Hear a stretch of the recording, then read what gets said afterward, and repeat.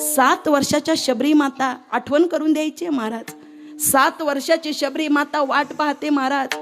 80 वर्षाचं वय आहे. 7व्या वर्षी एखाद्या मुलीनं घर सोडणं, अरे हा समाज आताच नाही, पहिल्यापासून स्त्री जात एकटी नाही ना राहू शकत महाराज. तिला आधाराची गरज आहे. अरे लहानपणी तिला पिता आहे, तारुण्यात तिला पती आहे आणि म्हातारपणी तिला पुत्र आहे. या 3 छायेखाली त्या स्त्री जातीला राहावं लागतं. अरे तारुण्य लपवायचं कसं? जंगलामध्ये राहतात, झाडावर राहून कितीतरी वर्ष घालवली महाराज. थकल्या नाही शबरी माता, थकल्या नाही. आता लटलट कापतात, हातामध्ये काठी आहे, जर्जर झालेलं शरीर आहे. पण गुरूंनी सांगितलं एक दिवस राम येणार आहे. आणि रामाची भेट झाली. भगवान प्रभू रामचंद्र ज्यावेळेला येतात ना, त्यावेळेला ही शबरी मातेचं मस्तक आपल्या मांडीवर घेतात महाराज. शबरी मातेचं मस्तक कुरवाळतात आणि सांगतात, शबरी बोल तुला काय हवंय.